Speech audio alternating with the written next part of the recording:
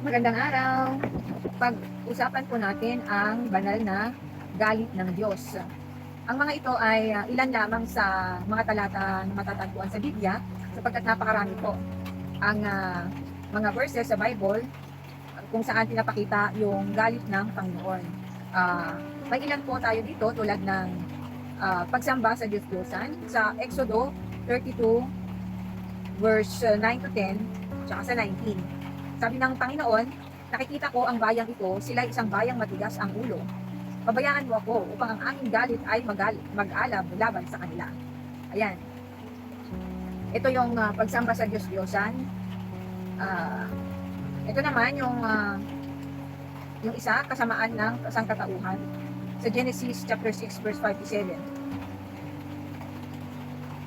Sabi dito, lilipulin ko ang tao na aking nilikha dahil ang kasamaan ng tao ay laganap sa lupa. Ito ay nung panahon ni Noe, na laganap ang kasalanan.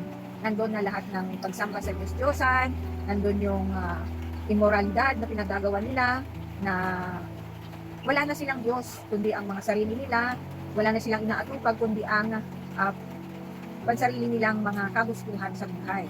Kaya nagpadala po ng baha ang Panginoon. At ang naligtas lamang ay si Noe at ang kanyang mga pamilya at ang mga pares ng mga animales na sinabi ng Panginoon na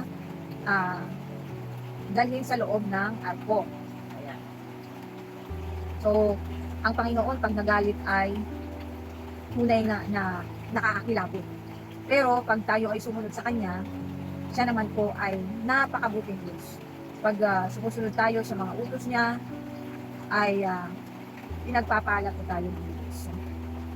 Hindi lamang yung pagpapala sa pera, kasi maraming paraan ng pagpapala, tulad ng mabuting kalusugan, mapayapa ang kaisipan, marami pang iba. Ito naman, okay, sa Mateo 23 verse 33. Ito ang ating Panginoong Jesucristo kung saan nagalit siya sa mga mapagkunwari. Okay, ng mga Saduceo at Pariseo, sila ay magagaling sa mga batas, magagaling sa mga sa scripture, pero ang kanila namang mga gawain ay masasama. Yan. Kaya sabi niya, kayong mga ahas, kayong lahi ng mga ulupong, paano ninyo matatakasan ang hatol ng impyerno? Yan ang sabi ng Panginoong Jesucristo. Akalain mo, yung tawagin kang ahas. Ganyan, ang galit ng Panginoon. Ito yung tinatawag na holy anger. Hindi siya nagkasala dyan. Yung iba kasi, ang sinasabi nila, pagka nagsalita ka na, oh, ikaw, ahas ka, ganyan. O kaya, mangmang ka, mga ganon. Dahil sa galit, pwede mong sabihin yan, pero hindi ibig sabihin na sinasadya mo. Sinasadya mo para ibuli yung isang tao, hindi ganon. Ito ay sinasabi niya sapagkat sobra ang kanilang kasamaan. Para i-describe niya paano ang kanilang masasamang gawain. Yan. Kaya hindi yan. Kung sabihin natin, kasalanan ang magsalita ng ganyan, hindi nagkasalan ng ating Panginoong Jesucristo. Tingnan ninyo. Isa pa dito, tingnan natin dito sa Mateo 23 verse 17. Sabi niya dito, kayong mga mangmang at mga bulag. Di ba ang tindi nun? Mangmang.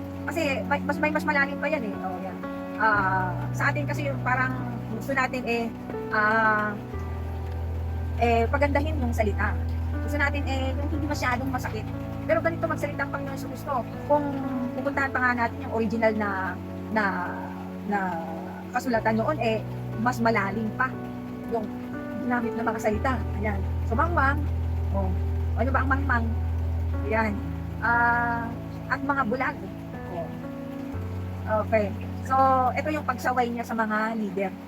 Sa mga leader na ang mga aral hindi naman nila sinusunod talaga ang tamang aral ng ating Panginoon. Ito naman sa Mateo 21 verse 12 to 13. Ito nung pinalayas ng ating Panginoong Jesucristo yung mga nagtitinda sa loob ng simbahan. Ayan, ginawang negosyo ang simbahan. Itinaboy niya, ang Panginoong Jesucristo itinaboy niya ang mga nagsisitinda. Sabi niya, ginawa yung luwid ng mga tulisan. Sabi niya ganyan. Nagalit siya at pinagtataob niya yung mga paninda nila. Kung tutusin natin, baka sabihin natin, napaka-violente naman ng ating Panginoong Jesucristo. Hindi Kasi tayo, yung parang nasobrahan tayo ng pagmamahal. Na kahit nakikita natin ang maling gawa na ginagawa sa simbahan, na ginagawa sa ating bansa, tikop pa rin yung ating mga bibig. Hindi tayo makapagsalita kasi nakakasakit ng damdamin. Yung gusto natin yung bang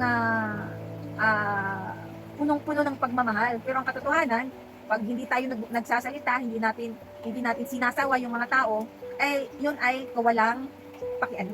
Yun, hindi yun pagmamahal, yung hinahayaan mo na lang, tapos sasabihin mo na ipagdasal mo sa Panginoon. Di sana pinagdasal na lang ni Jesus, yung Panginoong Jesucristo yung mga to, di ba? Sana hindi na lang niya sinabi na kayong mga ahas, mga lahi ng mga ulpong. Yan. Tapos hindi niya tataboy at pinagtataob yung mga paninda nila. Kasi nga, inisip natin, mali yun. Di mali ba ang Panginoon? Hindi. Ganyan talaga. Kahit naman tayo nagagalit pag yung mga anak ninyo gumagawa ng mali. Kaya yung iba, yung gentle na ang parenting kasi ayaw nilang masaktan yung mga anak nila. Pero ang sabi sa banal na kasulatan, huwag mong spare yung rod. Ano yun? Yung pagdidisiplina sa paggamit ng yung rod. Ayan.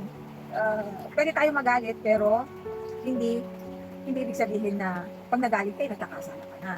Yung tinatawag na holy anger. Kasi nakikita mo yung mali Alangan na tatahitahimik ka. Katulad ng gospel ng Panginoon, katulad ng pag-preach ng good news ng Panginoon, ng salita ng Diyos. Di ba, sabi niya, go into all the world. Okay, magsi-preach kayo ng salita ng Diyos. Yan. Kasi paano nila malalaman kung hindi ninyo sasabihin? Kung walang magsasabi, walang mag-preach, hindi nila malalaman. Katulad din ng mga mali na nakikita natin, hindi nila malalaman na mali sila kung hindi natin ito suwayin. Kung nananahimik lang tayo. Ganun yun. Parang nagpipreach lang din tayo sa kanila, sa pagsaway. Sa ating pagsaway sa ginagawa nilang mali. O kung ng anak mo ba, pinagpapalo yung isang bata na walang dahilan, katahitahimik ka lang ba? O di ba, hindi? O kaya pag may nakita ka na binubuli na bata, ay sasabihin mo na, ay hayaan ko na kasi baka magalit yung nanay. Baka sabihin nila pakialamera ako. Tama ba yun? Hindi, di ba? Kailangan makialam tayo. O kung mayroong na-kidnap, may na-hold up, tapos nandun ka, pwede ka namang tumawag ng pulis, pwede kung kaya mong ipagtanggol, kung may nakita kang inaagrabyado, kung kaya mo namang ipagtanggol, di ba? Yun ang isang paraan para ipaalam mo na mali yung ginagawa mo, yung pang-aabuso mo, kahit ba asawa ng iba, kung nakikita mo, dumaan ka, tapos nakita mong ginugulpi, tapos nanonood ka lang, yun ba ay tama? Hindi, di ba? Okay, so ganun din ang Panginoong Jesucristo. Ganun din ang Panginoon na pag nakita niyang mali, sinasaway niya. Ayan. Ito naman sa Marcos 3:5. Yan. Dahil sa katigasan ng puso. Okay, tiningnan niya sila na may galit dahil sa katigasan ng kanilang puso. Kawalan ng awa. Yung gusto nila, ayaw nilang pagalingin ng Panginoon yung may sakit dahil daw Sabbath day. Tingnan mo nga, yung parang nawawalan na tayo ng common sense. Nawawalan sila ng common sense na wala silang awa sa taong iyon. Na dahil mas mahalaga ang Sabbath day kaysa yung may sakit. Parang kunwari, pag Sunday, sa atin naman, yung karamihan na simba, sa panahon ngayon, hindi na Sabado kasi noon ang Sabbath day ay Sabado. Pag Sunday, ayan, aligaga ka, pupunta ka sa simbahan, tapos may nakita ka sa daan na namimilipit yung tiyan, yung kailangan na yung tulong, ayan, pinabayaan mo na kasi may pupuntahan ka pa.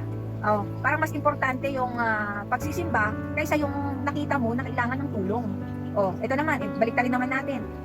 Ayan, na-late ka sa simbahan. Kasi, tinulungan mo yung isang tao na nahulog sa daan. Ayan, tapos pagdating mo sa simbahan, ikaw ay papagalitan, o kaya ikaw ay pariringgan, sasabihin sa'yo na, bakit ka na-late? Uunahin mo pa ba yun kaysa yung, meron ka pa man ding dapat na isagawa? Namatay yung cellphone mo, hindi wala kang load sa time na yun, namatay yung cellphone mo, o kaya hindi ka makatawag, tapos pagdating mo doon, galit na galit sila sa'yo, diba? So ito, kailangan gamitin din natin yung wisdom na binibigay ng Panginoon sa atin. Kaya sa atin pong lahat, hindi po masama ang magalit. Basta ang motibo ay tama naman. Yung gusto nating iparating yung katotohanan, gusto nating iparating na, "Uy, mali ka, mali ka." Kaya, sinusuway ka namin, ganyan. Hindi yung iniisip natin na baka hindi ka na Kristiyano kung magalit ka. O mas hindi tayo Kristiyano 'pag hinahayaan natin ang kasamaan ay siyang, na ay siyang, kumakalat yung kasamaan ay hinahayaan natin. Ayan. Kaya nawa sa ating lahat, mag-umpisa tayo na gamitin yung boses natin, yung pwede naman tayong magalit. Pwede tayong magalit sa kasamaan. Pwede tayong magalit dahil sinusuway natin yung maling gawa ng mga tao sa paligid natin. O kaya, sa simbahan, sa loob ng simbahan, sa paglabas mo ng simbahan, sa ating syudad, sa ating komunidad, at lalo na sa ating bansa. Ayan. Kaya pagpalain ko ang bawat isa sa atin.